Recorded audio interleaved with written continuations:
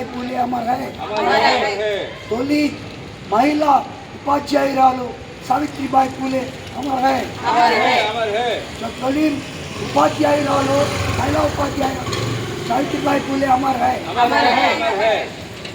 సోదరి మల్లారా, ఇప్పటికీ 370 సంవత్సరాల ముందు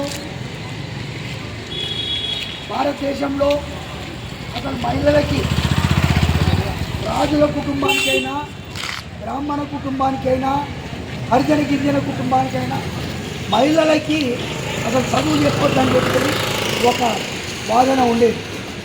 దానికోసం ప్రపంచం తిరిగి వచ్చిన జ్యోతిర్బా పూలే మహిళలు సగభాగంగా ఉన్న మహిళలు చదువుకుంటేనే ఈ దేశం బాగుపడుతుందని ఒక ఆలోచన వచ్చి మొట్టమొదటిగా ఎవరు చదువుకోలేదు కాబట్టి ఏం చేయాలా అని చెప్పి తన భార్య అయిన సావిత్రిబాయి పూలేకు అన్ని విషయాలు చెప్పి నువ్వు చదువుకోవాలి, మహిళలందరికీ చదువు చెప్పాలి, ఈ దేశంలో మహిళలందరికీ కూడా చదువు అనేది చాలా అవసరం అని చెప్పి తీసుకొచ్చి మొట్టమొదటిగా జ్యోతిర్బా పూలే ఆయన భార్య అయిన సావిత్రిబాయి పూలేకి చదువు నేర్పించినాక ఆమె ఇతర మహిళలందరినీ కూడా కూడగట్టి వాళ్ళకు చదువు నేర్పించే ప్రయత్నం చేస్తుంది. అయితే అప్పటికే ఉన్న అక్కడ బ్రాహ్మణులు కానీ క్షత్రియులు కానీ లేకుంటే ఇతర వాళ్ళు అగ్రకులాల వాళ్ళు ఏం చేస్తారంటే ఆడదానికి చదివేందుకు అణిగిమని ఉండాలి, కాలి కింద చెప్తా ఉండాలి, ఆమె చదువుకుంటే మా మాట వింటారా, కాబట్టి ఆడవాళ్ళకు చదువు చెప్పొద్దని చెప్పేసి ఒక దీంతో ఆమెను బాగా తిట్టేసి ఆ జ్యోతిర్బా పూలే యొక్క తండ్రి కూడా నీ కొడుకు ఇట్లా ఆడవాళ్ళకు చదువు చెప్తుండు, మొగడు యొక్క విలువ పడేస్తుండు, ఇదేంటిదని చెప్తే ఆయన ఇంటిలోంచి ఎడగొట్టేస్తాడు, తండ్రి ఎడగొట్టేస్తాడు. అట్లా బయట ఉండి వాళ్ళు ఆ బయట కూడా ఎక్కడున్నారు, ఒక ముస్లిం కుటుంబం ఇంట్లో ఉంటారు.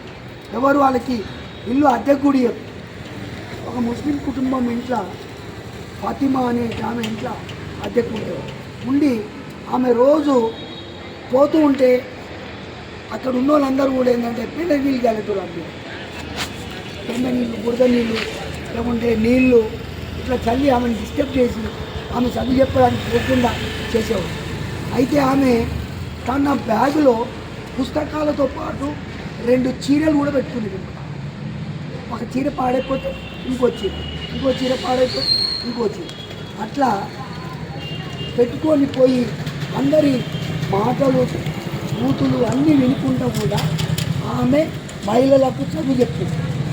చదువు చెప్తే ఆ మహిళలకి ఆ మహిళలకు అందరికీ చదువు చెప్పటం మూల మహిళల్లో చైతన్యం వచ్చి ఆ తర్వాత చదువు మహిళకు అవసరమనే విషయాన్ని అందరూ తెలుసుకొని ఈరోజు మన భారతదేశంలో 55 కోట్ల మంది సుమారుగా మహిళలు చదువుకొని అనేక ఉద్యోగాలు చేస్తూ ఇవాళ రాకెట్లో కూడా మహిళ చదువుకున్న తర్వాత కొన్ని వాళ్ళు ఉన్నారు. కాబట్టి ప్రథమంగా చదువుకోవాలి, మహిళను చదివించాలని ఒక జ్ఞానం కలిగిన ఆయన జ్యోతిర్బా పూలే. ఆమెకు తోడు ఆ సంకల్పానికి తోడుగా సావిత్రిబాయి పూలే ఆయనకు సహకరించి మహిళలకి చదువు చెప్పాలనే దాన్ని ఆమె అందరికీ ప్రయత్నం చేసి రోజు అదే పనిగా చదువు చెప్పి పోయింది. కాబట్టి ఈరోజు మహిళా కాలేజీలు, ఉమెన్స్ కాలేజీలు, తర్వాత మహిళా టీచర్లు, మహిళా ఉద్యోగులు, ఇవన్నీ కూడా వచ్చాయి. కానీ ఆమె వల్ల చదువుకున్నామనే జ్ఞానం చాలా మందికి ఇప్పటికీ లేదు. కాబట్టి మనము చదువు కోసం సావిత్రిబాయి పూలే, జ్యోతిరావు పూలే ఎంత కృషి చేశారు, మహిళా అభివృద్ధికి వాళ్ళు ఏం చేశారనే విషయాన్ని మనం తెలుసుకొని ప్రతి మహిళ కూడా తల వంచి సావిత్రిబాయి పూలేకు నమస్కరించాల్సిన అవసరం ప్రతిరోజు. ఎందుకంటే ఈ జ్ఞానం వచ్చింది. ఎప్పుడైతే తల్లి చదువుకుందో ఆ కుటుంబంలో పిల్లలందరూ కూడా చదువుకున్నారు, మగపిల్లలు కానీ ఆడపిల్లలు. తల్లి చదువుకుంటే పిల్లలకు చదువు. కాబట్టి భర్త చదువుకుంటే వాడు బయట తిరుగుతాడు, లేకుంటే కానీ ఇతర పనులు పిల్లలకి ఎవరు చెప్తారు? కాబట్టి ఈరోజు విద్య అనేది సామాన్యులకు కానీ పెద్దవాళ్ళు పెద్ద రాజుల కుటుంబంలో కూడా మహిళలు చదువుచ్చేది కాదు, బ్రాహ్మణుల కుటుంబంలో కూడా మహిళలు చదువుతారు. కాబట్టి అలా అన్ని రకాల కులాలు మతాల వాళ్ళకు కూడా జ్యోతిర్బా పూలే సావిత్రిబాయి పూలే కారణంగా చదువు నేర్చుకున్నారు. ఆమె వర్ధ జయంతి సందర్భంగా మీరు ఈ యొక్క డబుల్ బెడ్రూమ్ దగ్గర ఆమె ఫోటోకి పెట్టి నివాళులర్పించడం అనేది చాలా గర్వించదగ్గ విషయం. కాబట్టి మీ అందరికీ కూడా పేరు పేరున ధన్యవాదాలు చేస్తూ మిమ్మల్ని అభినందిస్తూ సెలవు తీసుకుంటాం.